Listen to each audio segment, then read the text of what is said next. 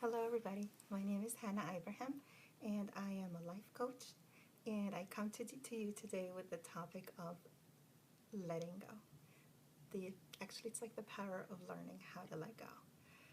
Um, so when we talk about letting go, we always remember of things that are hard for us to let go of. For example, you have a tissue that's lying around because the person that you loved one day sneezed in it. It happens, right? So you're carrying it forever, or a lipstick that touched that little piece of tissue, so you're holding on to it forever because it carries all these amazing memories. But you're still holding on to a dirty tissue, so it's time to let it go.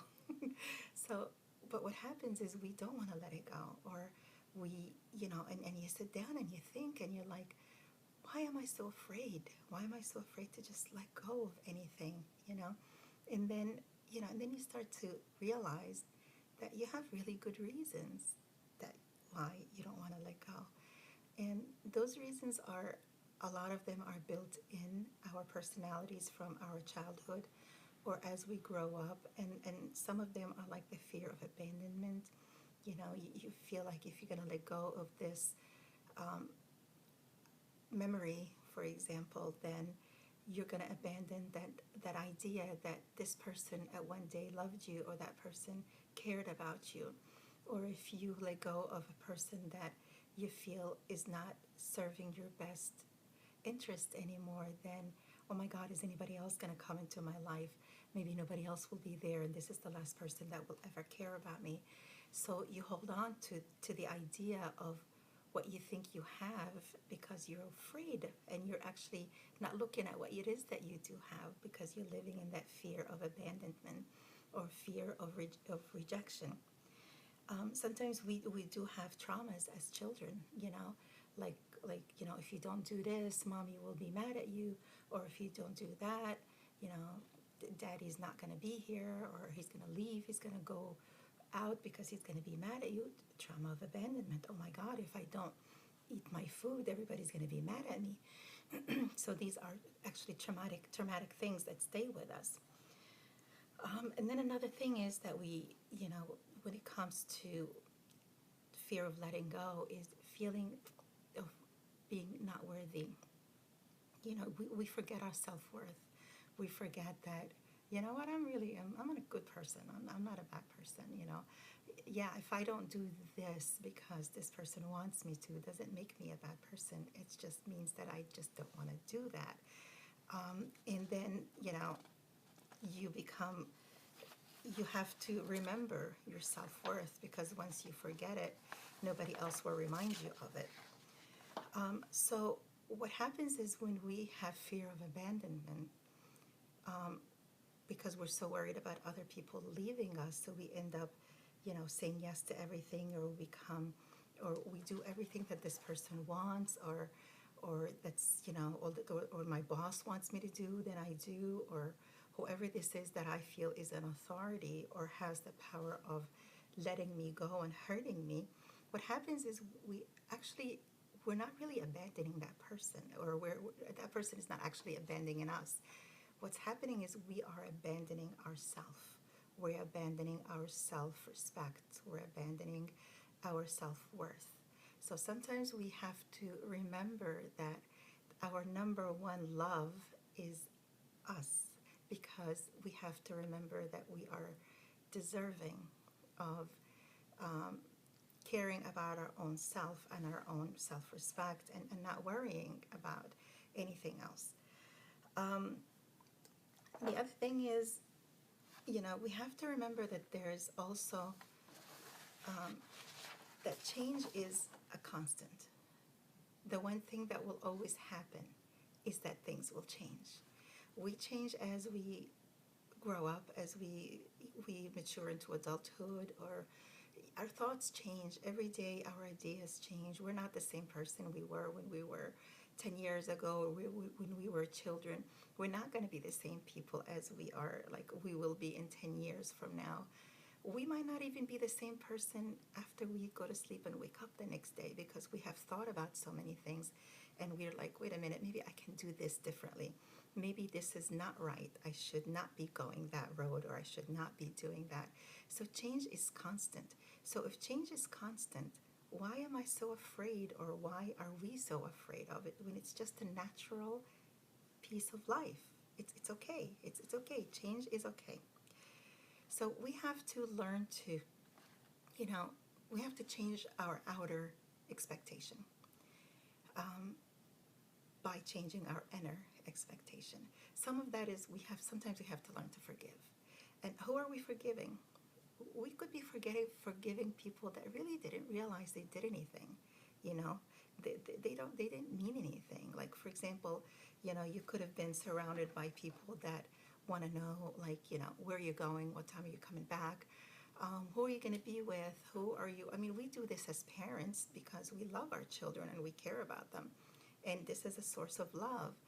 And even as adulthoods, maybe partners will do that for each other, but so long as it's understood that it's a source of love, and the person can say, well, you do trust me, right? And you don't really need to know everything. I mean, but I want to tell you, but you do trust me, right? But the control comes is when there's an inner fear inside that if I don't know where this person is, then maybe something's happening, maybe something wrong is going on, and then that control becomes an addiction. We become so addicted to being controlled by others that we take that along with us to relationships and our lives, where we think that this is love. So the only way I'm going to show this person love is if I control him, or he controls her. What do you mean? But I love you and I need to know. So there is something called a controlled addiction. There's a very big difference between the controlling addiction and respect. As long as we are doing it out of respect, we're fine. But if it's being out of authority, or out of, you have to, then it's a little bit different. So, we have to decide also what are we afraid of? Are we afraid of people's opinion of us? So we become, we're afraid of letting go of our own, of what we think people believe that we are. That's a different type of, abandonment, or a different type of, who are we? You know, we are all wearing these lovely masks of who we want people to think that we are, or what image we want to give the people in front of us of who we are. But only we know who we are on the inside. And sometimes we want to be authentic. We want to be who we really are. And it's okay. It's okay to be who you really are. And that's also letting go of the abandonment of yourself, of who people think you are, and just coming out of your shell and just becoming who you're supposed to be. So, if we notice, the most attractive people that we just adore are the ones that have mastered the power of letting go. We're like, oh my God, he just doesn't care about anything, or she doesn't care, she whatever. But it's not that we're attracted. I mean, there's also a thin line between not caring or mastering letting go. Just for a second, imagine a magnet. You grab this big piece of magnet and you put it on the fridge. And, you stick it on the fridge. And sometimes you're like, oh my God, this thing's going to attract anything. So, it's going to, like, if there's a paper clip, or there's a nail, or there's a bolt, or anything metal will just go flying to that piece of magnet. And why is that? It's because, if you think about the magnet is strong. It's sturdy. It doesn't move. Nothing shakes it. It's going to stay there. And you know what? Everything else is going to come to it. And it doesn't really care. And whatever comes to it, it's still strong. It still grabs it. It has this amazing energy, this attractive energy of everything going to it. And if there's something something about it, you don't even know what that is. It's. So what if you were ever a paperclip and you found yourself going to that magnet? It's okay. We've all been paperclips. It's just fine. But the more attractive thing is to become the magnet and let go of the paperclip. So just remember, the stronger you are, the more you are okay with letting go and letting go of change. And I'm not talking to married people, okay? I'm just talking about general life ideas of letting go. Um, then you become strong in your own sense, and you know what it is that you want, and you know what it is that you deserve, and you know your worth.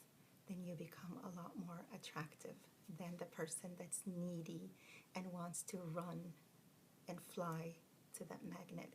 So don't become the paperclip, become the magnet. Thank you. Love you.